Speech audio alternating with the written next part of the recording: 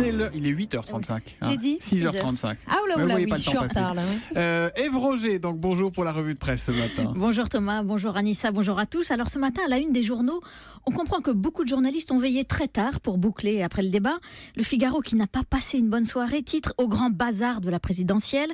Aujourd'hui en France désigne les gagnants et les perdants. Le Canard enchaîné, lui, affiche en une question, attention jeu de mots, mais qui va tirer les Macron du feu ? On rigole. Tandis que Le Monde prévient, l'élection présidentielle française inquiète l'Union européenne. Bon alors Ève, ce débat a-t-il convaincu la presse ? Grosse déception chez les éditorialistes. Ce matin, ils sont aussi déçus qu'ils étaient enthousiastes hier à l'idée de regarder le débat. C'est Yann Marek dans le Midi Libre qui résume un débat plein de promesses, mais peu de prouesses, long, formaté, pénible parfois pour Donat Vidal-Revel dans Aujourd'hui en France, décousu et brouillon pour le Figaro, confus pour les Échos. Bref, n'en jetez plus. Il n'y a que Laurent Geoffrin dans Libération qui voit le verre à moitié plein grâce à la présence des petits candidats. Ils ont crevé l'écran, dit-il. Pas forcément de quoi bousculer les sondages, mais le vainqueur de la présidentielle devra prendre en compte leur révolte, conclut Geoffrin, révolte qui traduit l'état d'esprit d'un pays inquiet, à cran, à vif. Alors aujourd'hui en France, comme à son habitude, distribue les bons et les mauvais points, mais très mollement ce matin. Bon pour Macron et Poutou, mauvais pour Cheminade et Asselineau. Mais c'est Guillaume Tabar dans le Figaro qui est le plus constructif. 11 candidats, c'est trop. La prochaine fois, il faudra 2 débats, propose-t-il.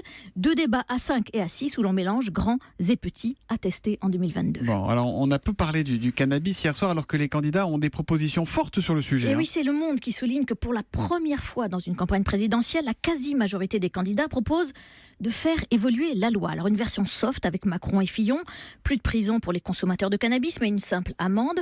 Version plus hard avec Hamon et Mélenchon, la légalisation. Oui, mais c'est l'État qui devra organiser la distribution et la vente du hashish. Bref, il faut que ça bouge.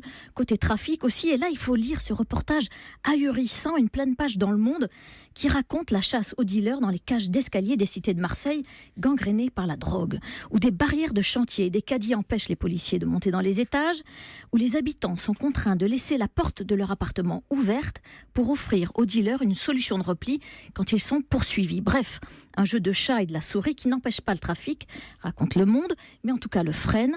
On est là pour harceler les trafiquants, dit un policier, mettre la pression pour qu'il n'ait pas un sentiment de sécurité. Sécurité encore, mais on va aux frontières des États-Unis à présent. Ah oui, alors c'est les Échos qui détaillent ce matin le projet choc de Trump pour filtrer les entrées aux frontières américaines. Et encore une fois, avec Donald Trump, c'est une proposition qui laisse sans voix. Écoutez bien.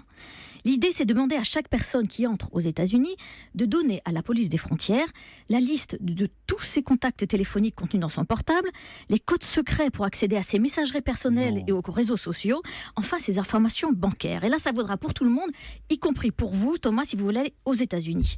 Tout ça au nom de la lutte contre le terrorisme. Alors évidemment, ce projet est déjà contesté, racontent les Échos, déjà sur l'efficacité, combien de temps ça va prendre, tous ces contrôles. Et puis comment imaginer qu'un terroriste arrive avec un portable plein de coordonnées sensibles. En fait, côté tourisme, les risques sont réels. Cette année, il devrait déjà y avoir 4 millions de voyageurs en moins aux États-Unis que l'an dernier. Alors imaginez si ces mesures étaient adoptées. Bon, on enchaîne avec une interjection, Burke. Et oui, un énorme Burke dans le Parisien qui affiche son dégoût et son écœurement, j'ai vérifié la définition, pour un film à bras ouverts, on en a déjà parlé ici. L'histoire, c'est Christian Clavier qui accueille chez lui une famille de Roms. Et dans le film, les Roms apparaissent comme répugnants, antipathiques, sales. Et pour la journaliste du Parisien, brosser une image aussi détestable d'une communauté déjà largement stigmatisée s'avère d'autant plus choquant que le propos est porté par un réalisateur populaire. Et oui, c'est Philippe de Chauvron, celui de Qu'est-ce qu'on a fait au bon Dieu. Alors par curiosité, je suis allée voir dans Le Monde, dans Libération, dans le Canard enchaîné ce qu'ils en pensaient. J'ai rien trouvé, aucune critique. Et c'est en lisant une petite notule du Figaro que j'ai compris pourquoi. Nous n'avons pas été autorisés à voir à bras ouverts avant sa sortie, écrit-il. Alors je ne suis pas sûre qu'il fallait ce matin montrer le film aux Parisiens. On termine avec un salon, le salon des objets connectés. Oui, c'est un salon très sérieux, a priori, qui s'ouvre à Lyon aujourd'hui. Mais le Parisien qui est remonté comme un coucou ce matin dit stop.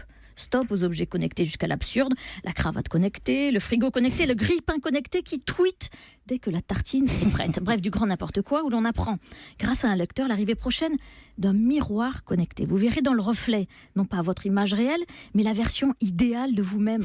La coupe de cheveux la plus adaptée, les kilos à perdre ou à prendre, les vêtements à porter. Là, je me demande, si ce miroir avait déjà existé, est-ce que tous les candidats se seraient habillés hier soir comme Philippe Poutou en t-shirt décontracté, ou si c'est lui qui aurait mis en costume cravate? Ah, allez savoir. Là, ce matin, il avait une chemise, il était décontracté aussi. Il a un look qui est différent de celui des autres. Voilà. Absolument. Merci beaucoup, Ève Roger, pour cette revue de presse. Europe 1, il est 8h40. Dans un instant, c'est Nicolas Canteloup. Je ne sais pas si son miroir le montre parfaitement peigné. On verra ça. 6h30, 9h, Thomas Soto. la matinale d'Europe 1.